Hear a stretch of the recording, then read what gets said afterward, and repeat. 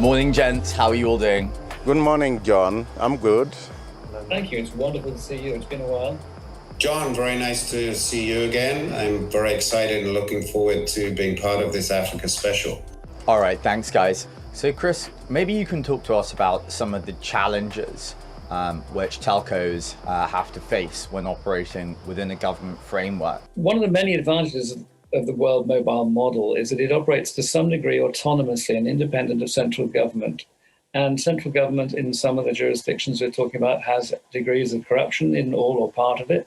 And therefore, anything which is centrally driven and top down is susceptible to those kinds of issues. World Mobile, since it operates using frequencies which are not licensed centrally and using demand which is generated at a local level, is to some extent insulated from those kinds of pressures. Charles, how do we bridge this divide to drive further inclusivity across our societies in Africa?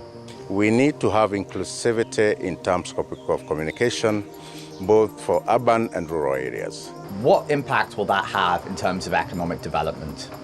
Much of our economy, much of our social lives, much of our economic lives now depends on digital connectivity. And for those people in Africa, they're missing out, and they're increasingly being subjected to a digital divide between those who have connectivity and those who don't. What would be the specific key benefits from connecting these unconnected populations? Definitely financial inclusion. I think access to various types of government services. With digital technology and the digitization of land records and other government things, you could access that from your phone sitting in your village. Then you could then go to a microfinance person to borrow money, to buy crops, all kinds of things like that. Charles, can you add to that?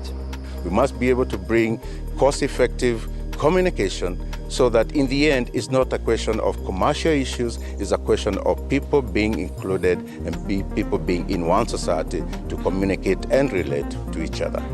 How important is local internet infrastructure in driving that? Some person sitting in office in Silicon Valley has no idea about the needs of somebody in a village in Kenya or Botswana. And so you need to have that local innovation to get all the real benefits of the digital economy. So, Chris, is there anything else you'd like to add?